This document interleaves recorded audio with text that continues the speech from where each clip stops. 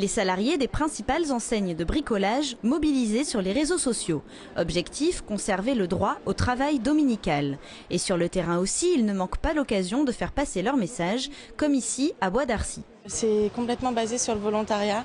On signe tous les ans des feuilles où on met le nombre de dimanches qu'on souhaite faire ou pas. Si on n'est pas volontaire, on le met aussi pour dire qu'on ne souhaite pas travailler le dimanche. Moi, ça ne me gêne absolument pas de travailler le dimanche, étant donné que je suis en cours toute la semaine, du lundi au vendredi.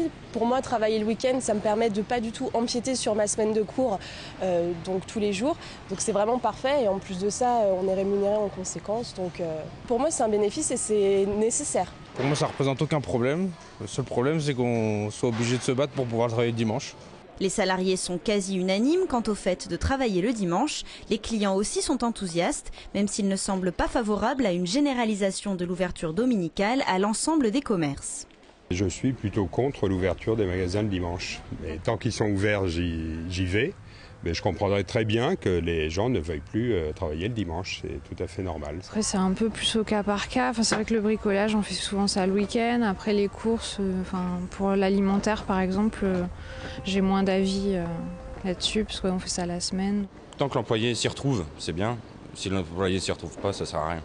La loi encadre de manière stricte l'ouverture le dimanche. Les magasins doivent être situés dans une zone touristique ou sur un puce, un périmètre d'usage de consommation exceptionnel. Certains bravent les interdits, comme Bricorama, qui a été assigné en justice et interdit d'ouvrir le dimanche.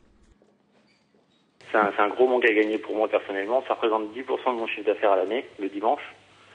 Et dans la communauté des Yvelines, nous avons des magasins où cela représente à peu près 25% de leur chiffre d'affaires. Les embauches étaient gelées, ça c'était sûr.